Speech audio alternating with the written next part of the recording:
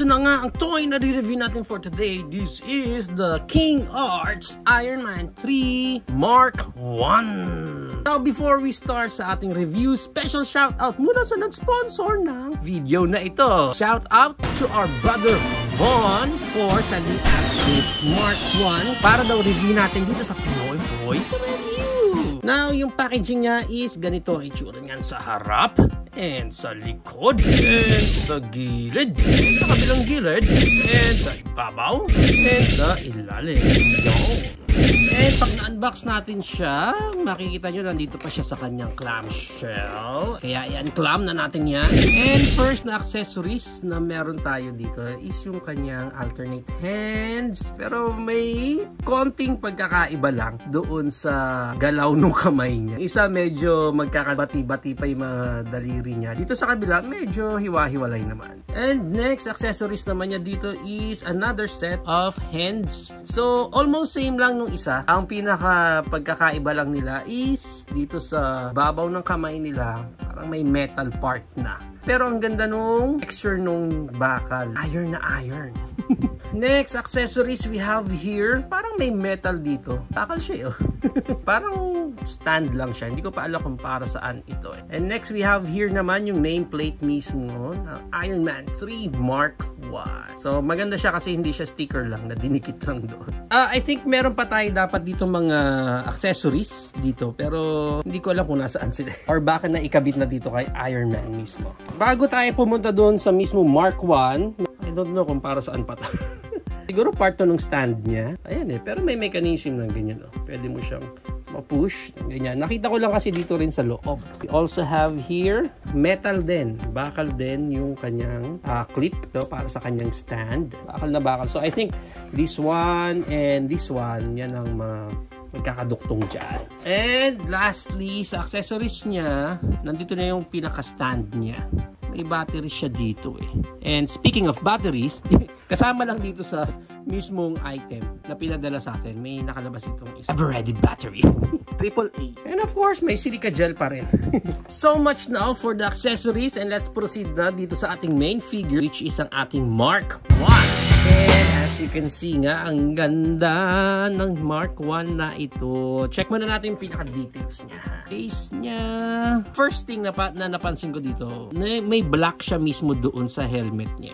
May black But I think sa movie, hindi naman siya naka-black ng ganyan. So I think lang, for me lang, opinion ko lang, kahit pa paano makita natin yung mata ni Tony Stark doon sa loob ng helmet niya rather than nakatakip yan ng black ng ganyan. Yun ang pagkakaalala ko Pero iba pa niyang details, ayan, ganda no? Ganda rin ng paint up niya kasi metal na metal talaga ang dating.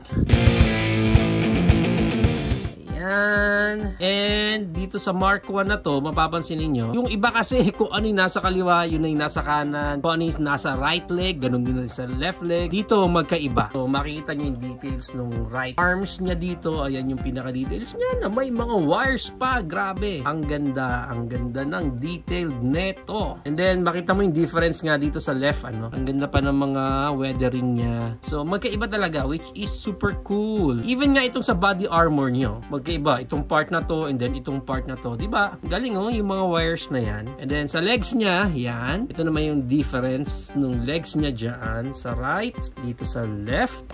Ayan magkaiba ang sarap lang i-appreciate nung ganong klaseng detail talaga na lagay nila dito. Sa ilalim, sa likod niya, ito yung pinaka backpack niya. Parang dating proton pack ng Ghost Fighter ng Ghostbusters. Ang galing ng details. Grabe, superb. Look at that details. Wow talaga, wow. Okay, and then para sa kanyang articulation, nakasuot pa sa kanya itong armors niya. Sa head niya, syempre, naro-rotate yan. Left and right. Yan, meron siyang look up. Ang ganda ng look up niya. May look down. Then, grabe. Ang look down niya. Ang ganda.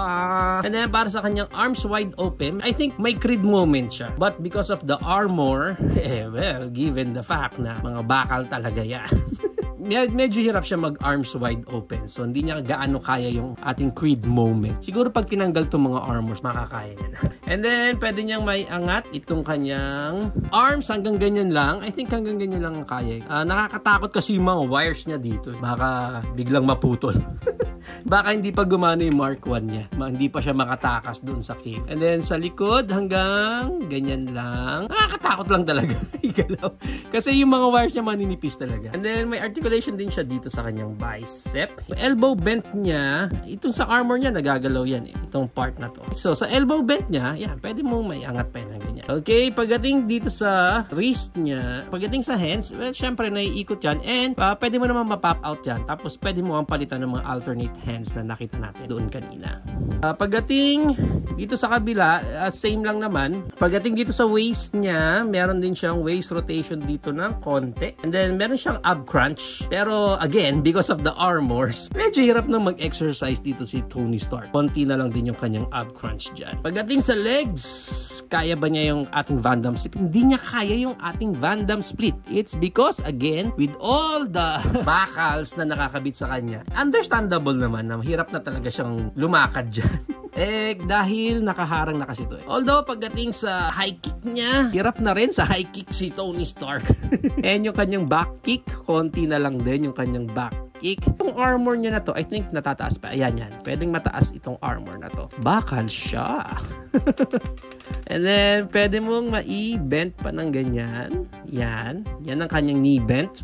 And then, may swivel naman siya dito sa kanyang legs. Yan. Pagdating dito sa paan niya, may swivel lang din siya ng konti. And then, pwede mong may angat ganyan. Then, maibaba ng ganyan. Yung other articulations pa niya, more on sa mga armors na lang niya. Pero I don't think na talagang yun ang pinaka-purpose niya para ma-articulate. But it's more on parang isa-side mo yung mga armors niya para mas ma-i-articulate mo lang siya ng maayos. Ayan. May mga pieces ng armors niya na pwede mong ma-articulate. Tulad nitong sa butt flap niya dito sa likod. Side skirt niya, wala naman siyang side skirt. Ito, hindi na rin naaangat itong part na to. Now, if you're going to ask me, kasi makikita nyo, no, may damit talaga doon sa loob. Ayan, no, may kulay brown, and then may pants kayo na makikita dyan. Nandyan din yung sapatos ni Tony Stark. Yan, makita nyo mismo doon sa loob. So, the question is, pwede bang tanggalin lahat ng mga armors niya dito? Since hindi sa akin ito, hindi ko susubukan or pipilitin na tanggalin lahat ng armor sa dito para for the sake lang na makita natin ng buo yung inner figure natin doon sa loob. Okay? Kung sa akin to, gagawin ko yon. But I think walang separate figure doon sa loob. Looking dito sa pinaka-head niya, actually pwede mong mapop off itong head niya. And then, pag tinignan nyo doon sa pinaka-loob, dito pa lang sa head niya parang nakadikit na talaga. Nakaglue na talaga yung parang supposed to be ulo ni Tony Stark dito sa loob. Okay? So, walang alternate dress si Mark 1 natin dito. It's not like may figure pa sa loob na pag tinanggal mo lahat ng armors natin. And ang maganda lang dito sa Mark 1 natin is nandun talaga yung illusion na akala mo may another figure pa sa loob na nilagyan mo lang ng mga armors. Actually, isa sa mga features niya, pwede mong i-open ito. Yeah, and then parang nandun yung mga batteries niya. So I think yun yung 3 piraso na nakalagay dito kanina. Although di ko alam kung paano natin mata-turn on yung switch niya. Since may battery siya dyan, obviously dapat may pailaw dito si Mark 1 natin. Hinahanap ko yung switch niya. Hindi ko alam kung nasaan yung switch niya. Now, para sa height ng Mark 1 natin na to, ang height niya is around almost 10 inches. So mga 9.5 inches siya. And maganda niyan, i-compare na rin natin siya sa kung anong toy ang mapupulot ko dito sa paligid ko. Tulad netong ating Buzz Lightyear, Lord Zed. Bagay sila, parang in-match talaga sila. Ano pre, lalaban ka? Lalaban ka ba pre? And we also have here our Super Mario Bros. Bowser. And let's include our Hammond collection, the T-Rex, yan. And we also have here our YOLO Park Optimus Primal. And our Godzilla knockoff version ng NECA. So, ito na ang ating height comparison. So, if you are planning to buy this King Arts Iron Man 3 Mark 1, ang price range niya is ganito. So there you have it now guys. Ito na ang ating King Arts Iron Man 3 Mark 1. What do you think of this figure guys? Is it a go for you or a no for you? Whatever thoughts, please comment it down below. But I think for me, obvious naman, kung ikaw ay Iron Man collector or talagang Tony Stark fan ka, I think this one definitely is dapat meron ka sa collection mo. Well, the detailed, the way they execute ng details na meron dito sa Mark 1 na to is superb. Talagang wala akong masabi. Hands down talaga sa pag-execute nila ng lahat ng bagay na makikita natin dito, from the details na meron siya hanggang doon sa mga tela, sa cloth na ginamit. Talagang wow, mapapawaw ka. Although, syempre, kung ikaw naman yung tipo ng collector na gusto mo, nilalaro mo yung mga collections mo, I don't think so this one is para sa iyo. I think magsha-shine itong figure natin na to kung talagang for display lang siya. Pero kung if you want to play around pa, baka lang ma-disappoint ka kasi nga medyo magiging limited yung articulation niya because of all the armors na meron siya, and with this kind of details kasi baka na masira or may maputol ka ng mga wires because ang galing kasi nung details niya, sobrang ninipis, sobrang liliit, sa sobrang dami ng details niya. So with that, I think talaga magsha-shine itong figure mo kung talagang pang di-display mo siya.